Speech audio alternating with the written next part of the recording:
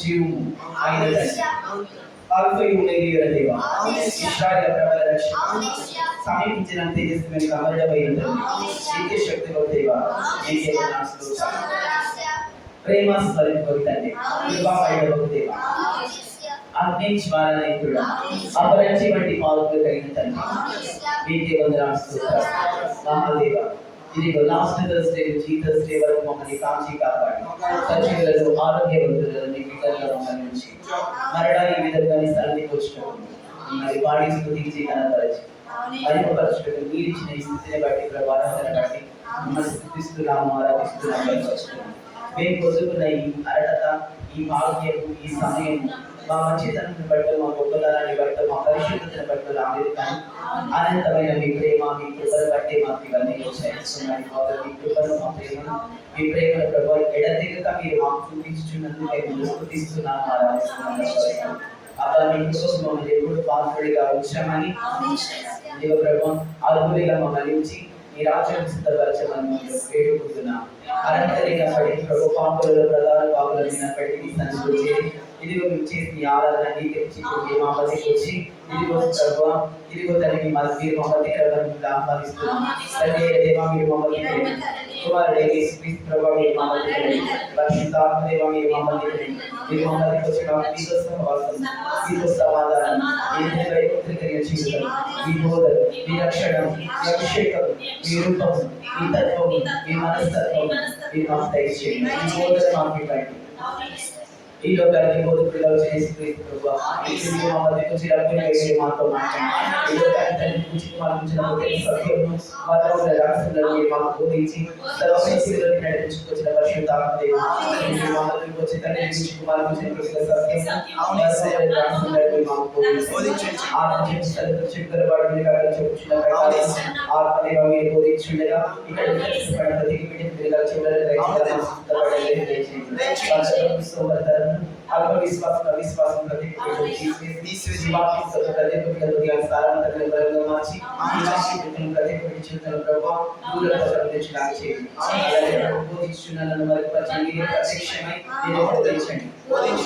మాటలు నాలుగుగా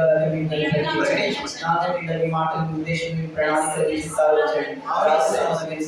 వినిపించండి తగిన ఆహారాన్ని ప్రభావ మీరు అందించండి బిడ్డల ఆకలి తప్పులు తీర్చి ప్రభావ మీ కొరకు ప్రతికారాన్ని గొప్ప ఆశని గొప్ప భక్తిని గొప్ప విశ్వాసాన్ని గొప్ప ఆరాటాన్ని ఈ వాక్యం ద్వారా మీరు పుట్టించండి మీ ఆత్మను ఉంచండి మీ మనసులో ప్రకాశింపజేయండి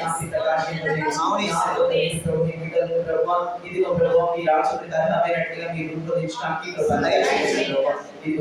సాతాను శోధకుని ఆది కటా సర్పాలి ఇదిగో అపవాది గాని అనుచరువాడి అనుచరుడని ఆకాశం వాడి ప్రతాడల అధికారులను యేసుక్రీస్తులో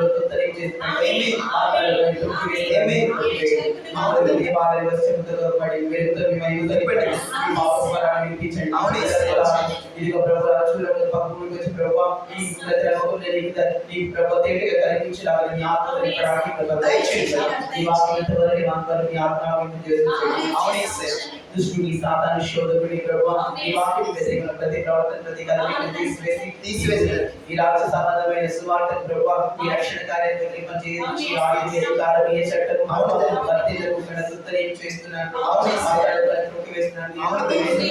ఇది రక్షించిన ఆత్మలన్నింటినీ రక్షించమని రక్షించిన ప్రతి ఒక్కరిని రక్షించి ప్రభు ఇదిగో తండ్రి ఈ వాక్య ద్వారా ప్రతి ఒక్కరితో మాట్లాడమని ప్రభు నీ నామానికి తెచ్చుకోమని ప్రభు నీ నామానికి చెల్లిస్తూ వారి సంస్థలను దయచేయమని వేడుకుంటూ మాట్లాడినా యేసుక్రీస్తు ద్వారా వేడుకొని పొందినాము తండ్రి ప్రైజ్ ది లార్డ్ హల్లెలూయా ఇక్కడ కూడిన మీ అందరికీ మన ప్రభువు ప్రియ రక్షకుడైన యేసుక్రీస్తు ప్రభువారి యొక్క రక్షణ ఇచ్చే నామములో శుభములు వందనములు తెలియజేయుచున్నాను.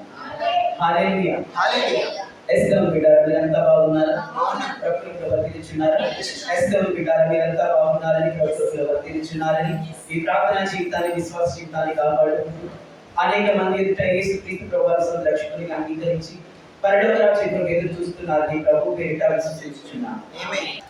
Praise the Lord. Praise the Lord. Hallelujah. Hallelujah. దేవుని వాక్యాన్ని నేర్చుకోవడానికి వెళ్దాం. Are you ready? Yes. ఎస్తవరు బిడ్డ దేవుని వాక్యం నేర్చుకున్నాను కొరకుగాను దేవుని వాక్యం నేర్చుకోవడానికి మూల వాక్యంగా లాస్ట్ వీక్ చదువుతున్న మూల వాక్యాన్ని చదువుకొని ప్రారంభిస్తాం.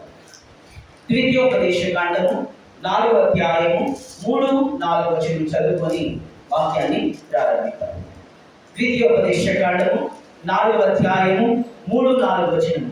బయల్పేరు విషయంలో యెహోవా చేసిన దానిని మీరు కన్నులారా చూచితిరి కదా. యెహోవా చేసిన దానిని మీరు కన్నులారా చూచితిరి కదా. బయల్పేరు వెంట వెళ్ళిన ప్రతి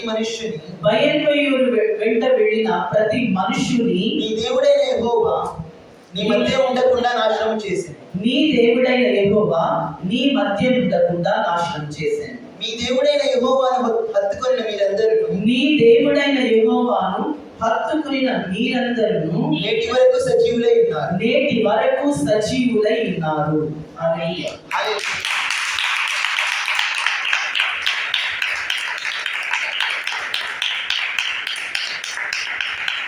బయల్పేరు విషయంలో యెహోవా చేసినది మీరు కన్నులారా చూచితిరి కదా. బయల్పేరు వెంట వెళ్ళిన ప్రతి మనుష్యుని నీ దేవుడైన యెహోవా నీ మధ్య ఉండకుండా నాశనం చేశారు. అయితే మీ దేవుడైన యెహోవాను హత్తుకొనిన మీరందరూ నేటి వరకు సజీవులై ఉన్నారు. ఆమేన్. ఎస్తవరు బిడ్డ దేవుని హత్తుకోకుండా దేవుని అనుసరించకుండా తమను ఐగుప్తు నుంచి విడిపించి అనేక అద్భుతముల మార్గములో నడిపించుచున్న దేవుని హత్తుకోకుండా అన్య దేవతల తట్టు, అన్యమైన విషయాల తట్టు, లోక సంబంధమైన విషయాల తట్టు తిరిగిన అనేక మంది ఎస్తవరు వింటారు. అనేక మందికి దేవుడు చేసిన విషయం ఏమిటంటే ఎస్తవరు వింటారు.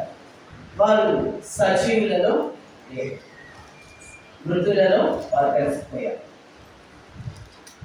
ఎవరైతే ప్రతి పరిస్థితిలో అనుకూలమైన అననుకూలమైన కష్టమైన సుఖమైన దుఃఖమైన వేదనైన లేమైన కలిమైన సమృద్ధైన లోటైన ఎటువంటి పరిస్థితిలోనైనా దేవుడిని హత్తుకున్న వారు నేటి వరకు సజీవులలోనూ ఎస్తవరు బిడ్డల జీవవంతులలోనూ ఉన్నారు అని దేవుడు తన ఆత్మ ద్వారా మనం చదువుకున్న వాక్యంలో తెలియపరుస్తున్నాడు. ఇక్కడ తెలియపరుచున్న మాట, దేవుని హత్తుకున్న వారు, దేవునితో నడిచేవారు, దేవుని మీద ఆనుకున్న వారు సజీవులలోను, దేవుని హత్తుకొని వారు, దేవుని మాట వినని వారు, దేవుని అనుసరించని వారు మృతులలోను నిర్జీవులలోను ఉంటారు అనే మాట తెలియజేయాలి. అర్థమవుతుందా? గుర్తుంచుకోండి, కేవలము అవసరాలకు వస్తే అది దేవుని హత్తుకోవటం కాదు. కేవలము అవసరాలకు దేవుని దగ్గరికి వస్తే అది దేవుని హత్తుకోవటం కాదు. దేవునికి కావలసింది ఆయన హత్తుకునేవారు కావాలి, కేవలము ఆయన నమ్ముకునేవారు కాదు. అర్థమవుతుందా? దేవునికి కావాల్సింది ఆయన్ని నమ్ముకునేవారు ఆయనకు అవసరం లేదు, ఆయన హత్తుకునేవారు కావాలి. అవసరాల కోసం ప్రార్థన చేసేవారు కాదు ఆయనకు కావాల్సింది. కేవలం ఆశలు తీర్చుకోవటం కోసం ప్రార్థన చేసేవారు కాదు ఆయనకు కావాల్సింది. అవసరాలు తీర్చుకోవటం కోసం, ఆశలు తీర్చుకోవటం కోసం ఆయన దగ్గరికి వచ్చేవారు. అవసరాలు ఆశలు తీర్చుకోవటం కోసం మోకరించేవారు. అవసరం వచ్చినప్పుడే మోకరించేవారు, కష్టం వచ్చినప్పుడే మోకరించేవారు, శ్రమ వచ్చినప్పుడే మోకరించేవారు. ఆయనకు అవసరం లేదు కాదు, ఆరాధనకి కావాల్సింది. విడువలేనంతగా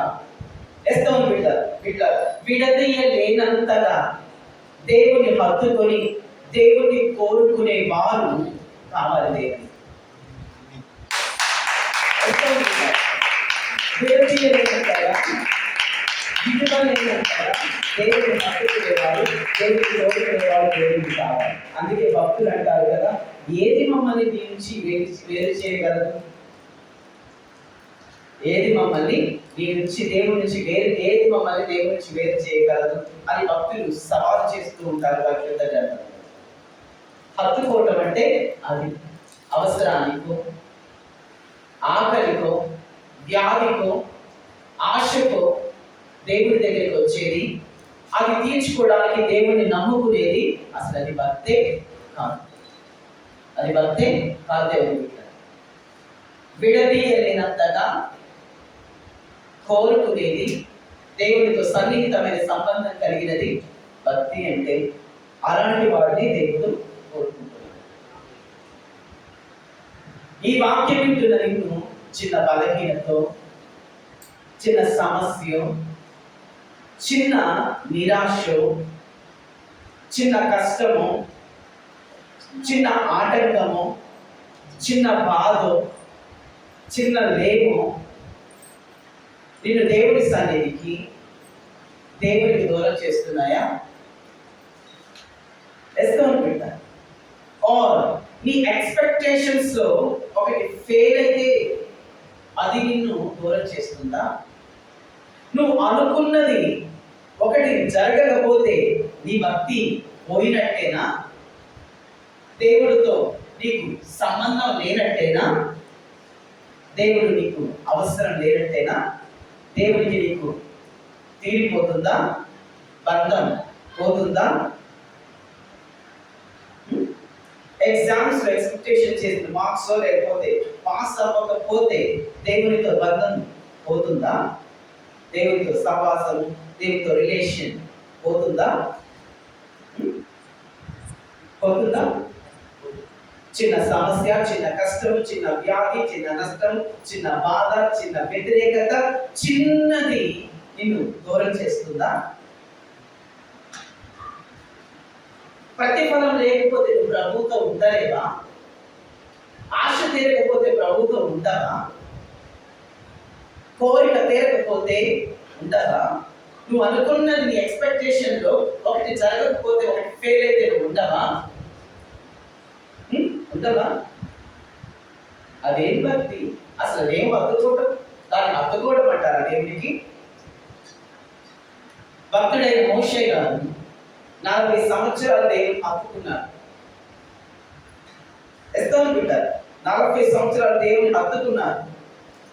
దేవుని సమర్పించుకున్న ఆ 40 సంవత్సరాల సమర్పణ జీవితంలో ఏమైనా అనుభవించారా మోషే గారు?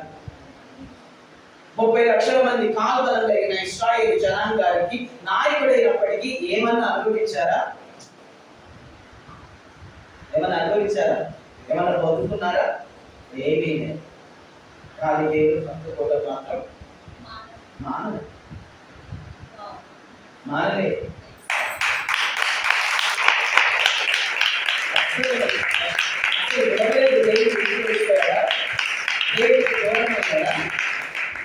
అనేక కష్టాలు, అనేక వ్యతిరేకతలు, అనేకమైన నిందలు, అనేకమైన సుటిపోటి మాటలు, అనేక కష్టాలు ఎదురయ్యాయి. కానీ దేవుడి నుంచి వెళ్ళిపోయాడా? లేదా దేవుడికి దూరంగా ఉన్నాడా? సమస్యకి కట్టుబడి దేవుడికి దూరం అయ్యాడా? దొరికిపోయి ఎక్కడా లేదు. బహు వ్యతిరేక సమయంలో ఏలియా గారు యెహోవా ప్రవక్తగా ఉన్నాడు. ఆయన జీవిత కాలంలో ఎక్కడైనా సుఖాన్ని అనుభవించాడా? యెహోవా ప్రవక్తగా ఉండి దేవునికి హత్తుకొని ఉండి ఏమైనా సుఖాన్ని అనుభవించాడా ఏలియా గారు? లేదు. పరుగే పరుగు. ఇశ్రాయేలు యొక్క యెహోవా ప్రవక్తలందరూ వధించబడ్డారు. యెహోవా ప్రవక్తలందరూ చంపబడ్డారు. ఏలియా గారు ఒక్కరే ఉన్నారు. యెజెబెలు చంపడానికి పరిగెత్తిస్తుంది. మొత్తం కరువు. ప్రవక్త అయినందుకు ఎటువంటి ఏ సుఖాన్ని అనుభవించారు తన జీవితకాలం ఏలియా గారు? ఏమీ లేదు. ఏమన్నా ఉందంటే ఏమీ లేదు. కానీ వీళ్ళు ఎంత దేవుని హత్తుకున్నారు? దేవునికి ప్రవక్తలు గాను, పాత నిబంధన క్రీస్తు గాను, ఎస్తోను బిడ్డ దేవుని ప్రవక్తలు గాను, అలాగే పాత నిబంధన క్రీస్తు గాను ముద్రలు వేయించుకున్నారు. దేవుని చేత అనిపించుకున్నారు. రీజన్, కారణం ఏంటి?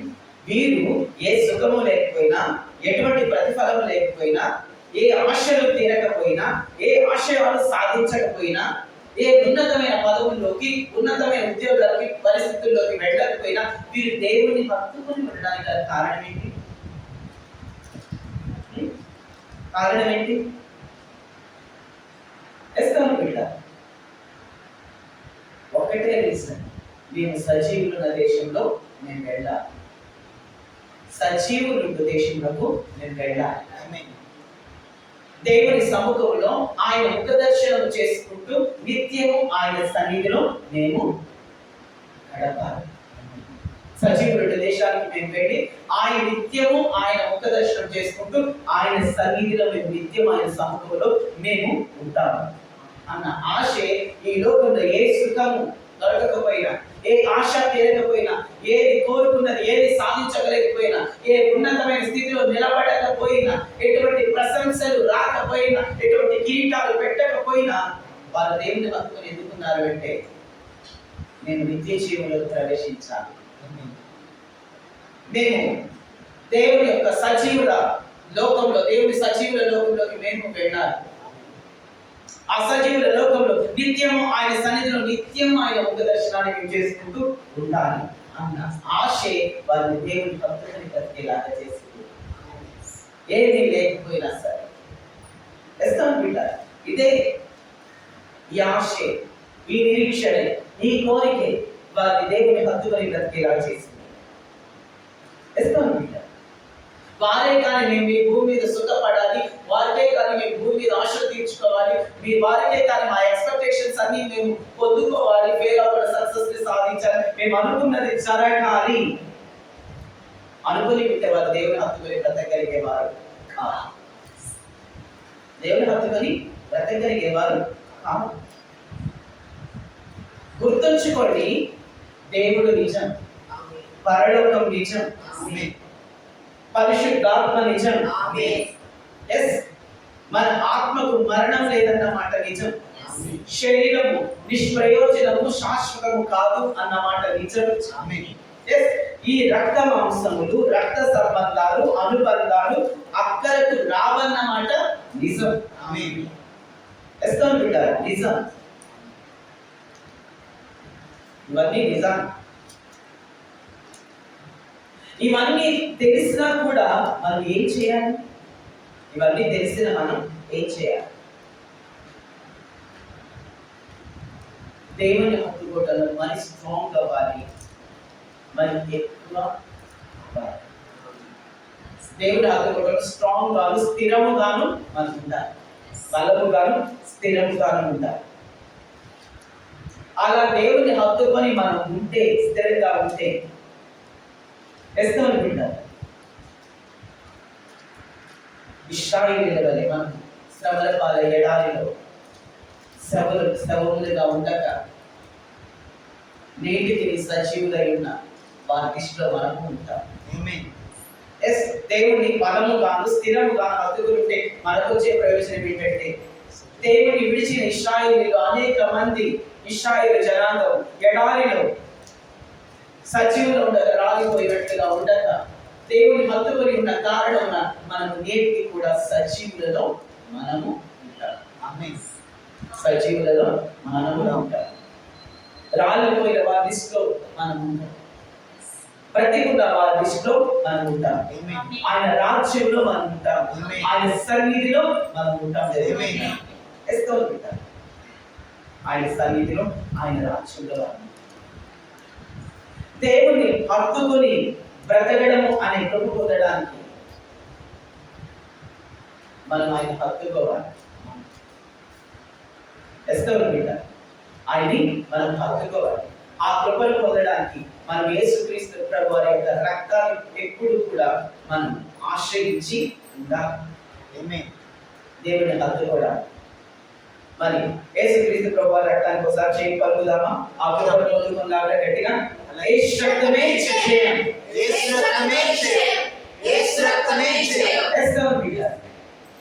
దేవుని హత్తుకునే కృప మనకు యేసుక్రీస్తు ప్రభు వారి రక్తం ద్వారా మాత్రమే, ఆయన మర్యాద ద్వారా మాత్రమే మనకు అనుగ్రహించబడింది. యేసుక్రీస్తు ప్రభు వారు మాత్రమే అది మనకి ఇవ్వగలరు. యేసుక్రీస్తు నామములో ఆ హత్తుకునే కృప మనందరికీ లభించును గాక. ఆమేన్. ఎస్తోను బిడ్డ, దేవుని హత్తుకునే వారు సజీవుల లెక్కలో ఉంటారు, మృతులలో ఉండరు. దేవుని హత్తుకునే వారు సజీవులలో ఉంటారు, మృతులలో ఉండరు. దేవుని హత్తుకునే వారు సజీవుల దేశంలో ఉంటారు, మృతుల యొక్క దేశంలో ఉంటారు. సజీవుల దేశంలో మాత్రమే ఉంటారు. వారు తమ దేవుడైన యెహోవాను హత్తుకొని ఉన్నందున నేటికి సజీవులుగా ఉన్నారు. వారికంటే పెద్దవారు చనిపోయారు, వారికంటే గొప్పవారు చనిపోయారు, వారి కంటే జ్ఞానులు శ్రమములు అయిపోయారు, కానీ వారు మాత్రం దేవుని హత్తుకొని ఉన్నందున నేటికి సజీవులుగా ఉన్నారు. ఎస్తోను బిడ్డ, దేవుని హత్తుకోవటం వల్ల వచ్చే మొట్టమొదటి ప్రయోజనం ఏంటంటే మనం సజీవులుగా ఉంటాం. సజీవుల దేశంలో మనం ఉంటాం. ఎస్తోను బిడ్డ, దేవుని హత్తుకోవటం వల్ల మనకు వచ్చే మొట్టమొదటి ప్రయోజనం ఏంటి? మనం సజీవులుగా ఉంటాం. దేవుని హత్తుకోవటం వల్ల మనకి వచ్చే మొట్టమొదటి ప్రయోజనం ఏంటి? సజీవులుగా ఉంటాం. మనం ఎలా ఉంటాం? సజీవులుగా ఉంటాం. మనము సజీవులుగా ఉంటాం. ఎలా ఉంటాం? సజీవులుగా ఉంటాం. ఎలా ఉంటాం? సజీవులుగా ఉంటాం. ఎస్తోను బిడ్డ, దేవుని హత్తుకున్న వారు సజీవులుగా ఉంటారు. ఇది దేవుని హత్తుకోవటం వల్ల మొట్టమొదటి ప్రయోజనం. రెండవ ప్రయోజనాన్ని చూద్దాం.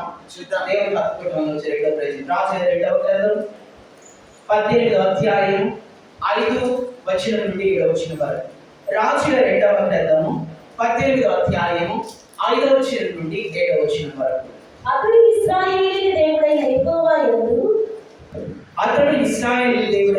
యందు విశ్వాసం ఉంచినవాడు. అతని తరువాత వచ్చిన యూదా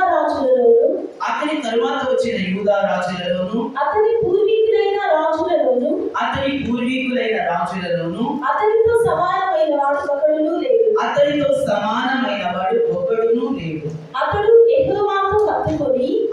యెహోవాను హత్తుకొని ఆయనను వెంబడించుటలో వెనుక తీయక ఆయన మోషేకు ఆజ్ఞాపించిన ఆజ్ఞలన్నిటినీ గైకొనుచుండెను. కావున యెహోవా అతనికి తోడై ఉండెను. తాను వెళ్ళిన చోటెల్లా అతడు విజయము పొందెను. హల్లెలూయా. హల్లెలూయా.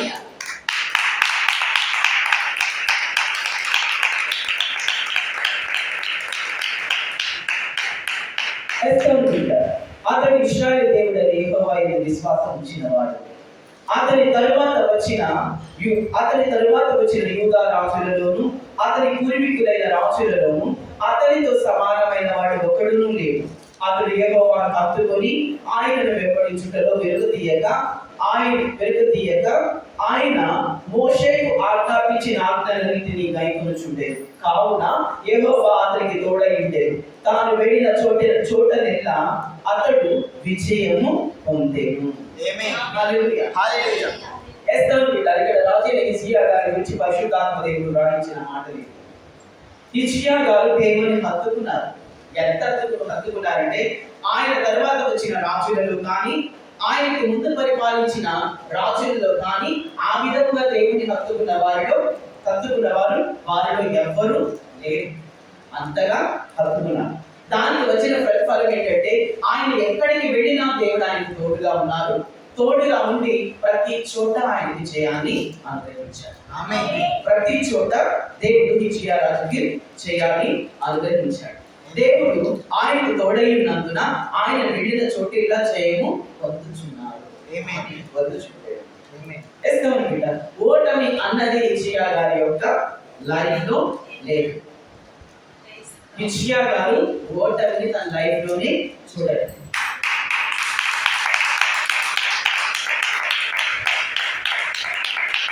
మరి ఇంతకీ ఆ సక్సెస్ యొక్క సీక్రెట్ ఏంటి? ఆయన ఆ విజయం యొక్క రహస్యం ఏంటి? ఆ రహస్యం వెళ్తున్న విజయం, ఆ విజయం యొక్క రహస్యం ఏంటంటే యెహోవాను హత్తుకొనినవాడు.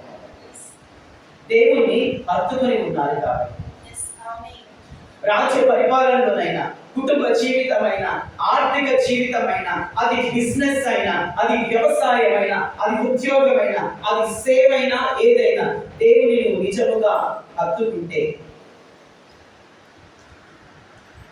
వాటన్నిటిలో నీకు విజయం రావాలి అంటే నువ్వు చేయాల్సింది ఒకటే, దేవుని హత్తుకోవాలి. ఆమేన్. అది రాజ్యం కావచ్చు, జీవితం కావచ్చు, కుటుంబం కావచ్చు, వ్యాపారం కావచ్చు, వ్యవసాయం కావచ్చు, బిజినెస్ కావచ్చు, ఉద్యోగం కావచ్చు, సేవ కావచ్చు, ఏదైనా వాటిలో నీకు విజయం కావాలంటే నువ్వు చేయాల్సిన ఒకే ఒక్కటి, యెహోవాని హత్తుకోవాలి. అదే ఆ సక్సెస్ సీక్రెట్. నువ్వు యెహోవాను హత్తుకుంటే ఆయన నీకు చేయాలని అనుగ్రహిస్తాడని తోడై ఇస్తాను. మొట్టమొదటిగా ఇశ్రాయేలు దేవుని హత్తుకున్న కారణంగా వారు వీటి వరకు సజీవులుగా బ్రతికున్నారు. సజీవుల లోకంలో ఉన్నారు, వాళ్ళ ప్రాణాలు కాపాడబడ్డాయి. రెండవదిగా రాజైన హిజ్కియా గారు తాను వెళ్ళిన చోటల విషయాన్ని చదువుతున్నారు. కారణం దేవుని హత్తుకున్నారు కాబట్టి. దేవుని హత్తుకున్నారు కాబట్టి రాజైన హిజ్కియా గారు తాను వెళ్ళిన చోటెల్లా విజయాన్ని పొందుతున్నారు. ఈ వాక్యం వింటున్న నీవు దేన్ని హత్తుకుంటున్నావు? ఏంటిని హత్తుకుంటున్నావు? వీటిని అనుభవించాలంటే మాత్రం నువ్వు సజీవుల లోకంలో ఉండి సజీవురాలిగా ఉండాలంటే మాత్రం, నువ్వు వెళ్ళిన చోటల్లా ప్రతి దాంట్లో విజయం పొందాలంటే మాత్రం నువ్వు హత్తుకోవాల్సింది దేవుని వాక్యాన్ని హత్తుకోవాల్సింది. ఒక్కసారి ఆలోచించుకోండి, నువ్వు ఏంటిని హత్తుకుంటున్నావు? మేబీ నువ్వు డబ్బును హత్తుకుంటున్నావే. పైన చెప్పబడిన దేవుని కాకుండా, వాక్యంలో చెప్పబడిన దేవుని కాకుండా నువ్వు డబ్బును హత్తుకుంటున్నావే. లేకపోతే నీ శరీరాశలను హత్తుకుంటున్నావే. సుఖాన్ని, శరీరాశలను నువ్వు హత్తుకుంటున్నావే. లేకపోతే లోకాన్ని, రాజకీయాన్ని హత్తుకుంటున్నావే. లేకపోతే మోసాన్ని హత్తుకుంటున్నావే. దేని హత్తుకుంటున్నావు? నీ వాక్యం కదా.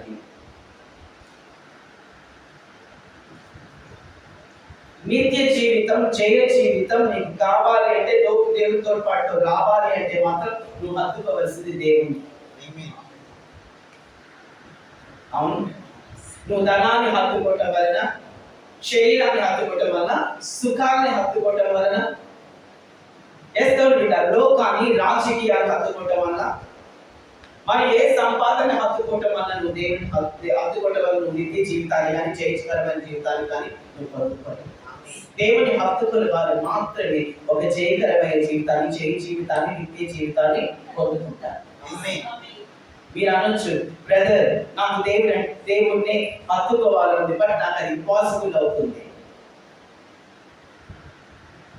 నేను దేవుని హత్తుకోవాలని చాలా ఆశపడుతున్నాను, బట్ నా వల్ల కావట్లేదు అంటారా? గుర్తుంచుకోండి, నేను దేవుణ్ణి హత్తుకోవాలని ఆశ ఉంటే సరిపోదు. నేను దేవుణ్ణి హత్తుకోవాలి, నేను దేవుణ్ణి హత్తుకుంటాను, నేను దేవుణ్ణి హత్తుకోవాలని ఆశపడుతున్నాను అన్న ఆశ, అభిలాష ఉంటే చాలు. ఒకసారి ఇప్పుడు నీవు దేవునికి బదులుగా దేవుణ్ణి హత్తుకుంటున్నావు, ఒక్కసారి నిజాయితీగా ఒప్పుకో, గుర్తు తెచ్చుకో. దేవునికి బదులుగా నువ్వు దేన్ని హత్తుకుంటున్నావు ఒకసారి నిజాయితీగా ఒప్పుకో. ఒక్కసారి ఆ విషపు కౌగిలి నుంచి బయటపడి యేసయ్యని హత్తుకో. అర్థమవుతుందా? నువ్వు ఆ విషపు కౌగిలి నుంచి బయటపడి, అది ఏ కౌగిలైనా సరే, అది ధనము కౌగిలైన, రాజకీయాలు, లోకము, శరీరాశలు, సుఖాలు, ఏ కౌగిలైనా ఆ కౌగిలి నుంచి బయటపడి యేసయ్యని హత్తుకో. ఇక నువ్వు వెళ్ళిన చోట ఎలా చేయండి. ఇక నువ్వు వెళ్ళిన చోట ఎలా దేవుడికి తోడుగా ఉంటారు. వెళ్ళిన చోట ఎలా చేయాలి, పొందుకుంటారు. నమ్ముకుంటే సరిపోదు, ఆ విషపు కౌగిలి నుంచి బయటికి వచ్చి దేవుని హత్తుకోవాలి. ఆశపడితే అది జరగదు, బయటికి వచ్చి హత్తుకోవాలి. ఆశపడితే కూర్చుంటే అందరికీ ఆశ, బిర్యానీ తినాలని అందరికీ ఉంటుంది, మంచి డ్రెస్ వేసుకోవాలని అందరికీ ఉంటుంది, మంచి రేంజ్ లో ఉండాలి, మంచి గృహాల్లో ఉండాలి, ఆశలు అందరికీ ఉంటాయి. కానీ కట్టుకుంటే ఇంట్లో ఉంటారు. అవునా? గృహాన్ని కట్టుకుంటే దాంట్లో మంచి గృహం ఉంటుంది, మంచి డ్రెస్ కొనుక్కుంటే వేసుకోవడానికి మంచి డ్రెస్ ఉంటుంది. అవునా కదా? అవును. మంచి డ్రెస్ ఉంటుంది, బిర్యానీ వండుకుంటేనో కొనుక్కుంటేనో తింటాను అనుకుంటుంది. ఆశపడితే ఉంటుందా? ఉండదు. బిర్యానీ తినాలి అంటే రోజు వండుకునేదాన్ని పక్కన పెట్టి దాన్ని వండుకోవాలి, దాన్ని తెచ్చుకోవాలి. రోజు వేసుకునే డ్రెస్ కావాలి, మంచి డ్రెస్ కొనుక్కోవాలి, అంతకు ముందు దాన్ని విడిచిపెట్టి వెళ్ళి కొత్తది కొనుక్కోవాలి. అలాగే దేవుడు నువ్వు హత్తుకోవాలి అంటే నువ్వున్న అవిషపు కవిల నుంచి బయటకు వచ్చి దేవుడు హత్తుకుంటే అప్పుడు ఆయన నీతో ఉండి నేను సజీవుల లోకంలోను నీ ప్రాణాన్ని నిలబెట్టి ఆయన నీకు అన్నిటిలో చేయాలని అనుగ్రహిస్తారు. అతను యెహోవాను హత్తుకున్న కారణంగా అతనికి దేవుడు తోడై ఉండేను కాబట్టి ఆయన వెళ్ళిన చోటెల్లా, ఆ రాజు వెళ్ళిన చోటెల్లా చేయాలని చేయలేకుండా ప్రతి చోట చేయాలి. ఈ వాక్యం నీకు చేయాలని చూసి నీ జీవితంలో విజయాన్ని చూసి చేయాలనిపించే ఎన్ని రోజులైంది? నీ జీవితంలో విజయాన్ని చూసి జయాన్ని చూసి ఎన్ని రోజులైంది ఈ వాక్యం ఉంటుందని ఒకసారి ఆలోచించు. నేను ప్రార్థించాను, నేను పోరాడాను, నేను అనుభవించాను, నేను సాధించాను అన్న అనుభూతిని పొందిన ఎన్ని రోజులైంది?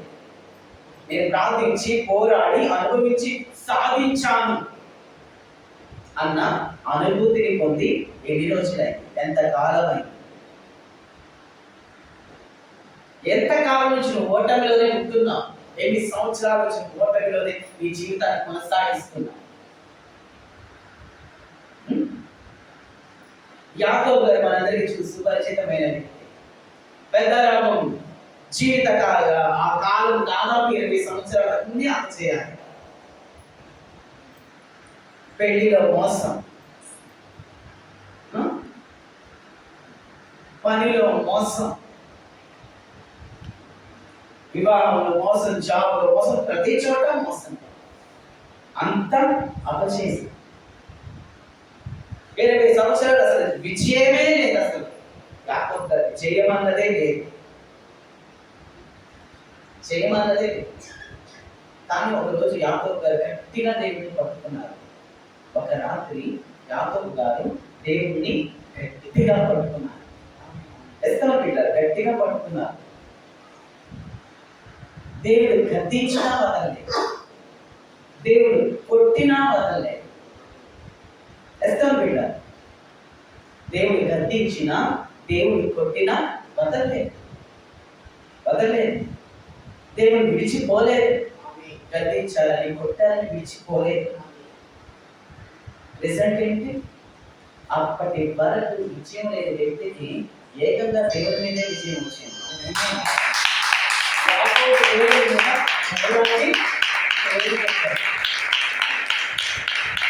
అప్పటి వరకు దేవుడు లేని వ్యక్తికి ఎవరి మీద ఏకంగా దేవుని మీదే చేసి దేవుని మీదే గెలిచాడు యాకోబు.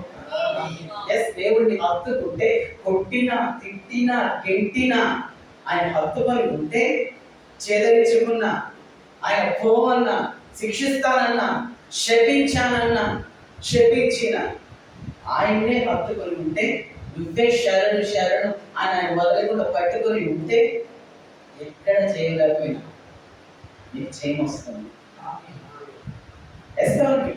యాకోబు గారికి అప్పటి వరకు చేయలేదు, కానీ దేవుడిని పట్టుకుంటే వచ్చింది. ఏకంగా మొట్టమొదటిగా ఎక్కడ గెలిచాడంటే దేవుని మీద గెలిచాడు. దేవుని మీదే గెలిచాడు. ఆశ పుట్టాలి, ఇటువంటి మాట్లాడుతున్నారు. ఒక ఉద్యమం రావాలి, ఒక ఆశ పుట్టాలి, ఒక తీర్మానంలోకి మనం రావాలి. అవును, నేను కూడా పట్టుకోవాలి, నేను కూడా దీన్ని సాధించాలి. నా అపజయంతో కూడా నీ జీవితంలో విజయపు గాలులను, విజయపు రుచిలను నేను పొందుకోవాలి, విజయాన్ని నేను రుచి చూడాలి. అందుకొరకు నేను దేవుడిని హత్తుకోవాలి. అది కష్టమైన, నష్టమైన, బాధైన, దేవుడి నుంచి గద్దింపు వచ్చిన, దేవుడి నుంచి షాక్ వచ్చిన, దేవుడి నుంచి దెబ్బలు వచ్చిన నేను హత్తుకొని ఖచ్చితంగా నేను జీవితాన్ని పొందుకోవాలి, నేను విషయాన్ని పొందుకోవాలి. దానికోసం నేను దేవుడిని హత్తుకోవాలంటే ముందుగా నేను విషపు కవిలో నుంచి, బానిసత్వపు కబంధ హస్తాల నుంచి నేను బయటికి రావాలి. ఏ బానిసత్వ కబంధపు హస్తాల్లో ఉన్నావు, పాపపు కబంధ హస్తాల్లో ఉండి అది ప్రేమ, అది మంచి, అది తీపి అనుకుంటున్నావు, దాని నుంచి బయటకు రా. దాని నుంచి బయటకు వచ్చి దేవుణ్ణి హత్తుకోవాలి. హత్తుకుంటే నువ్వు వెళ్ళిన చోటెల్లా నీకు చేయని, నువ్వు సజీవుల లోకంలో ఉంటావు. సజీవుల దేశంలో నీవు ఉంటావు. ఎస్, నీవు ఉంటావు. నీవు తప్పకుండా ఉంటావు. బికాస్ దేవుడు నీకు తోడుగా ఉంటాడు. దేవుడు నీకు తోడుగా వస్తాడు. దేవుడిని హత్తుకున్న వారు చేయి జీవితాన్ని కలిగి ఉంటారు. అది ఎంత కాలం ఫెయిల్యూర్ లైఫ్ అయినా సరే, ఎంత కాలపు ఓటమి జీవితం అయినా సరే, దేవుడిని హత్తుకున్న వారు తప్పకుండా చేయి జీవితాన్ని కలిగి ఉంటారు. దేవుని హత్తుకున్న వారు సజీవులుగా కాపాడబడతారు.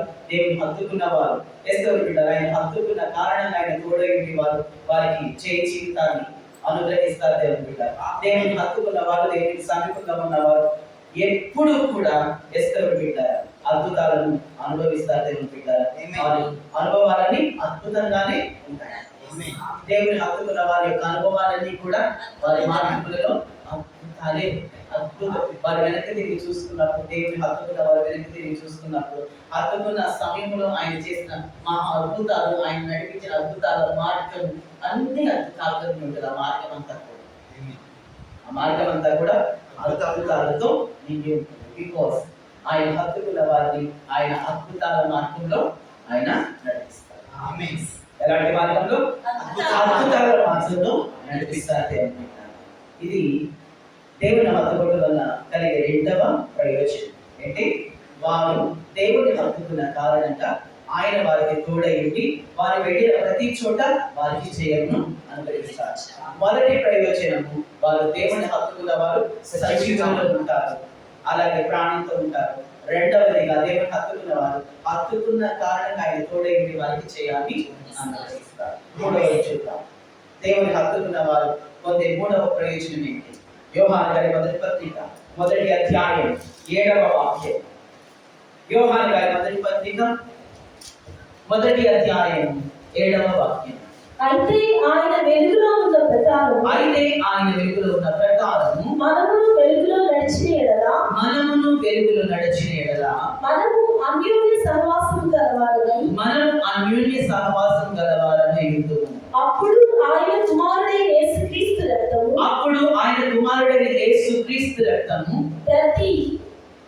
ప్రతి పాపము నుండి మనల్ని పవిత్రులుగా చేయును.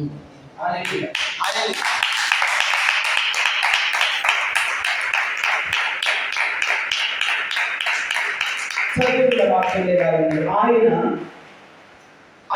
ఆయన వెలుగులో ఉన్న ప్రకారం మనమును వెలుగులో నడిచిన ఎడల మనము అన్యోన్య సహవాసం గలవారమై ఉందుము. అప్పుడు ఆయన కుమారుడైన యేసు రక్తము ప్రతి పాపం నుండి మనల్ని పవిత్రులుగా చేయును. దేవుని హత్తుకొని దేవునితో ఒక అన్యోన్యమైన విడదీయలేని, ఎటువంటి గ్యాప్స్ లేని ఒక అన్యోన్యమైన సహవాసంలోకి హత్తుకోలులోకి దేవునిలోకి వెళితే, దేవునితో ఉంటే ఏం జరుగుతుందో తెలుసా? ఆయన కుమారుడైన యేసుక్రీస్తు రక్తము నీ మీదికి వస్తుంది, వచ్చి నీ పాపములన్నింటినీ కడిగి నేను పరిశుద్ధురాలుగాను చేస్తుంది. దేవుని నువ్వు హత్తుకొని దేవునితో అన్యోన్య సహవాసం కలిగి దేవుని కౌగిలిలో ఎటువంటి ఆయనతో సహవాసంలో ఎటువంటి గ్యాప్ లేకుండా ఆయనతో అన్యోన్య సహవాసం కలిగిన వ్యక్తిగా నువ్వు బ్రతికితే వచ్చే ప్రయోజనం ఏంటంటే ఆయన కుమారుని రక్తం ద్వారా నిన్ను కడిగి నీ పాపాలను కడిగి నిన్ను పరిశుద్ధురాలిగా చేసి నిన్ను పవిత్రురాలిగా ఆయన చేస్తాడు. ఆమేన్. యేసుక్రీస్తు రక్తము ప్రతి పాపమును దేవుని హత్తుకున్నారు, గొప్ప పరిశుద్ధులుగా అవుతారు. అంటే మూడవ ప్రయోజనం, దేవుని హత్తుకోవడం వల్ల వచ్చే మూడవ ప్రయోజనం ఏంటంటే వారు గొప్ప పరిశుద్ధులుగా అవుతారు. వారు గొప్ప పరిశుద్ధులుగా దేవుని హత్తుకున్నారు. వచ్చి చూసి వెళ్ళటం కాదు దేవుని హత్తుకోవడం అంటే, హత్తుకోవాలి. వచ్చి చూసి వెళ్ళటం, తొంగి చూసి వెళ్ళడం, అడిగేసి వెళ్ళడం కాదు, హత్తుకోవాలి. హత్తుకున్న వారు గొప్ప పరిశుద్ధులుగా అవుతారు. దేవుని హత్తుకున్న వారి జీవితం అయితే నిశ్చయంగా పరిశుద్ధంగా చేయబడతారు. ఆమేన్. దేవుని హత్తుకున్న వారి జీవితం నిశ్చయంగా పరిశుద్ధంగా చేయబడుతుంది. వారికి పరిశుద్ధత అనుగ్రహించబడుతుంది. ఆమేన్. దేవుని హత్తుకున్న వారికి పరిశుద్ధత అనుగ్రహించబడుతుంది. ఎస్, దేవుని హత్తుకుంటే వారికి వచ్చే మొదటి ప్రయోజనం ఏంటంటే సజీవులుగా ఉంటారు. రెండవ ప్రయోజనం వారు జయ జీవితాన్ని అనుభవిస్తారు. ప్రతి చోట వెళ్ళిన చోట వారు చేయాలని కోరుకుంటారు. మూడవదిగా వారు పరిశుద్ధంగా మార్చబడతారు. ఆమేన్. దేవుడు హత్తుకుంటే వారు వచ్చే మూడవ ప్రయోజనం వారు పరిశుద్ధపరచబడతారు. వీటికంటే ముఖ్యమైనవి ఏమైనా ఉన్నాయా జీవితంలో? ఈ మూడింటి కంటే ఏమైనా ఉన్నాయా? ప్రాణాలతో ఉండడం చాలా ముఖ్యం, అవునా? అవును. తర్వాత జయము ఇంకా ముఖ్యం, అవునా కదా? జయము, జీవితంలో జయము చాలా ముఖ్యం. మూడు, పరిశుద్ధులుగా పరిశుద్ధపరచబడటం చాలా ముఖ్యం. వీటికంటే ముఖ్యమైన విషయం ఉన్నాయి ఏమి లేదు. వీటిని పొందుకోవాలంటే నువ్వు చేయాల్సింది జీవక్రియలను విడిచి జీవించుచున్నావు నా పేరు మాత్రమే ఉంది కానీ మృతుడు అయినట్టుగా ఉండక జీవోత్సవంలాగా బ్రతకక, అర్థమవుతుందా? జీవోత్సవంలాగా బ్రతకక ఆత్మలో చల్లారబడక సజీవుల స్థితిలో ఉండడానికి, వెళ్ళిన చోటేలా జయము పొందడానికి, పరిశుద్ధంగా మార్చబడటానికి, పరిశుద్ధులుగా మారడానికి, పరిశుద్ధులుగా మారడానికి నువ్వు చేయాల్సింది ఒకటే, నువ్వు దేవుడిని హత్తుకోవాలి. హత్తుకోవాలి. నువ్వు మృతుల్లో కాక నిర్జీవులలో కాక జీవిస్తున్నావు పేరు మాత్రమే కలిగి నీ మృతుడు అయినట్టు కాక జీవోత్సవంలాగా ఉండక ఆత్మలో నీవు చల్లారిన స్థితిలో ఉండక సజీవుల స్థితిలో ఉండడానికి, జయ జీవితాన్ని అనుభవించడానికి, పరిశుద్ధురాలిగా మారడానికి నువ్వు చేయాల్సిన ఒకే ఒక పని దేవుని హత్తుకో. వచ్చి చూసి వెళ్ళడం కాదు, తొమ్మిది చూసి వెళ్ళడం కాదు, అడిగి వెళ్ళడం కాదు, హత్తుకోవాలి. ఎప్పుడప్పుడు హత్తుకోవాలి. ఏమున్నా లేకపోయినా, ఏం అనుభవించడానికి ఉన్నా లేకపోయినా, ఎటువంటి పరిస్థితిలోనైనా ఇచ్చినది ఏమిటి అన్ని తీసేసుకున్నా, ఫెయిల్ అయినా, ఎక్స్పెక్టేషన్స్తో ఒకటి ఫెయిల్ అయినా, అనుకున్నది జరగకపోయినా హత్తుకోవాలి. ఏం అందుకోకుండా హత్తుకోవాలి? లోక సంబంధమైనది, పాప సంబంధమైనవి, శరీర సంబంధమైనవి, సుఖాలకు సంబంధించినవి, డబ్బుకు సంబంధించినవి, రాజకీయ పరమైనవి హత్తుకోకుండా వాటిని విడిచిపెట్టి దేవుని హత్తుకోవాలి.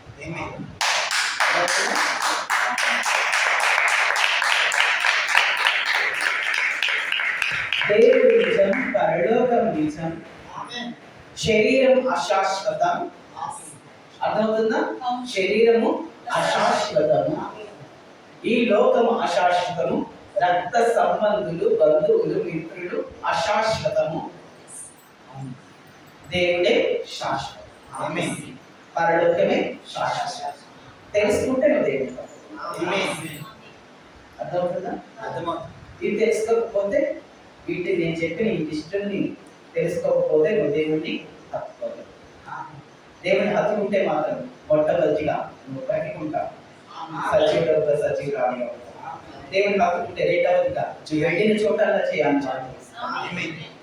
దేవుని హత్తుకుంటే మూడవదిగా నీవు పరిశుద్ధపరచబడతావు, పరిశుద్ధురాలిగా చేయాలి. మరి దేవుని హత్తుకొని సజీవులలో ఉండి చేయాలని పరిశుద్ధతను పొందుకుంటావా, లేక దేవుని హత్తుకోకుండా మృతుల లోకంలోను, అపజయంలో, అపరిశుద్ధతలో నుండి పాతాళంలో నిత్యము కాల్చరు నీ దేహాన్ని, నీ ఆత్మను సిద్ధపరచుకుంటారు. అది నీ చేతుల్లో చేస్తారు. ఆయన హత్తుకున్న వారు ఒక అద్భుతమైన మార్గంలో ఉంటారు, అద్భుతాలను అనుభవిస్తారు. ఆయన హత్తుకుని వారు ఎస్తూ పెట్టారు, సజీవుల నుండి కొట్టివేయబడి పాతాళంలో ఆరని అగ్నిలో కాల్చబడి శిక్షించబడతారు. వీరులున్న వారు వినుతారు. ప్రార్థన చేయండి. దేవుని హక్కుని కృప యేసుక్రీస్తు వారి నామములో మీ అందరికీ పరలోక తండ్రి అనుగ్రహించుగాక. ప్రార్థన. పరలోక జీవాలతో రక్షకుడు విమోచకుడు మాట్లాడే మహాదేవి సరిగా విభజించి పోయించిన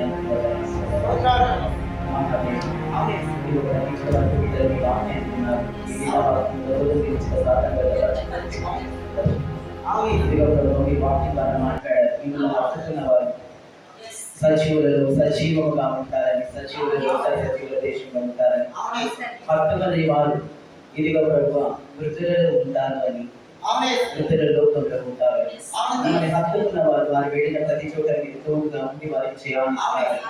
మిమ్మల్ని హత్తుకున్న వారు మీ కుమారుడి యేసుక్రీస్తు రక్తమున కడుగబడి పరిశుద్ధంగా చేయబడతారు అని మాతో మాట్లాడారు.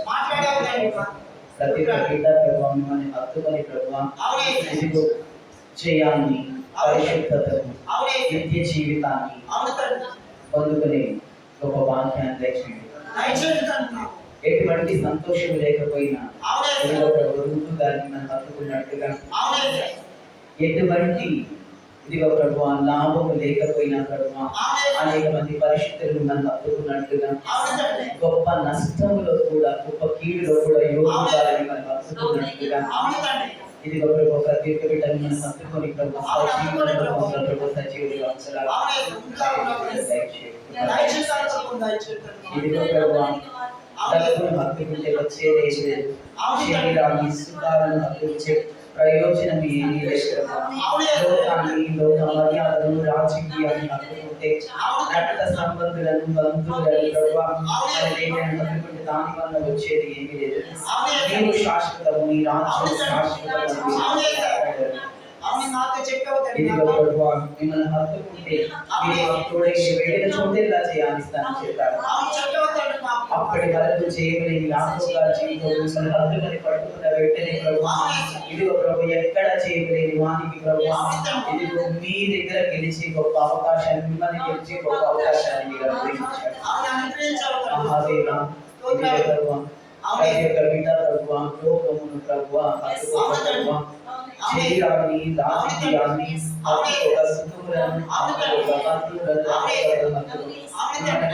చేయగల జీవితాన్ని అనుభవించడానికి మీ కుమారుడు అన్యోన్య సహవాసం గల వారిని ఉంటే ద్వారా మమ్మల్ని కడిగి పరిశుద్ధపరుస్తానని వాగ్దానం చేసింది. ప్రతి ఒక్క బిడ్డ మీతో అన్యోన్య సహవాసం గల వారిని నిర్జీవుల యొక్క జాబితాలో నుంచి ప్రభావ లిస్టులో నుంచి తండ్రి సజీవుల లిస్టులో ప్రతి ఒక్క బిడ్డ పరిశుద్ధులుగా మారలాగిన ప్రతి ఒక్క బిడ్డని ఆశీర్వదిస్తున్నాను.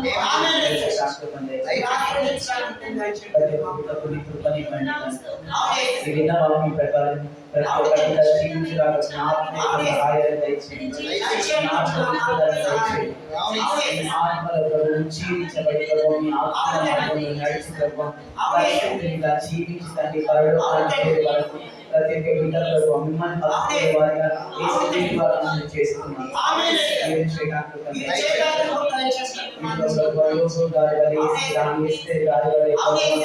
ప్రతి సమయంలో హత్తుకునే వారిగా చేయండి. ఇది ఒక ఇచ్చిన రాక్షసుల హత్తుకునే వారిగా చేయండి. సహవాసం కలిగి అలా చేసి మీ రాజ్యం పరిశుద్ధత దయచేయమని సజీవుల లోకంలో పాపం మీద ప్రభావం ఇదిగో ప్రభావం విషయాన్ని దయచేయండి. ప్రతి ఒక్క బిడ్డ ప్రభావం ఇదిగో ప్రభావం ఆశీర్వదించండి.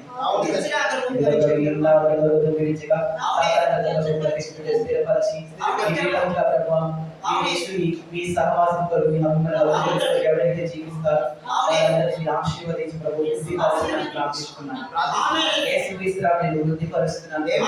వృద్ధిపరచండి. ఇదిగో తండ్రి ఈ దినవాక్యం అందరికీ కలిసిలాగా చేయండి ప్రభువా. ప్రతి బిడ్డని రాజ్యంలో ఉండేలాగా చేయండి. అలాగే వృద్ధులను విగ్రహాలను జ్ఞాపకం చేసి ఈ వారికి కాల్ బిడ్డలని జ్ఞాపకం చేసి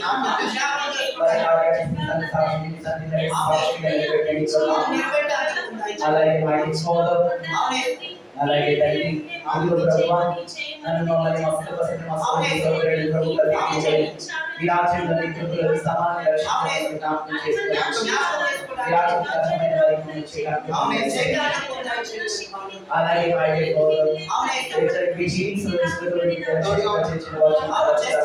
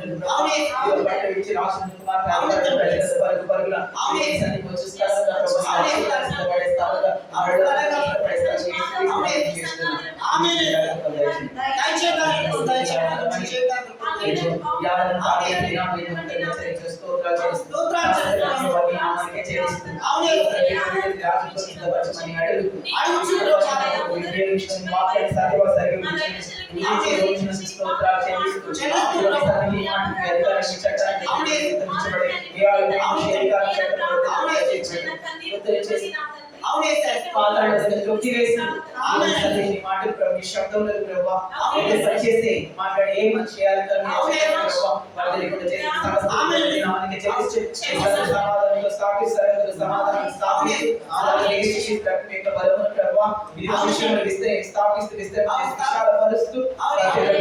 విశ్వాసాన్ని వృద్ధి చేసి ఆ విశ్వాసాన్ని నశింపచేస్తూ బిడ్డ ప్రభువా మన హక్కుని మారిగా యేసుక్రీస్తు చేస్తూ నీ నామానికి చెల్లిస్తూ జీవాన్ని యేసుక్రీస్తు రిలీజ్ చేస్తున్న జీవాన్ని పొందుకునే ఇది ప్రభువా మిమ్మల్ని ప్రేమించే ప్రేమను రిలీజ్ చేస్తున్న బిడ్డలు ఇచ్చి ప్రభువా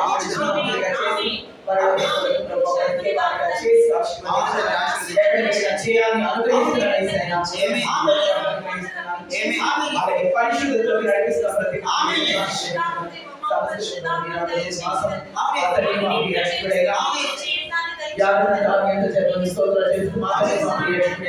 యేసుక్రీస్తు వల్ల అడిగి వేడుకొని పొందినాము తండ్రి.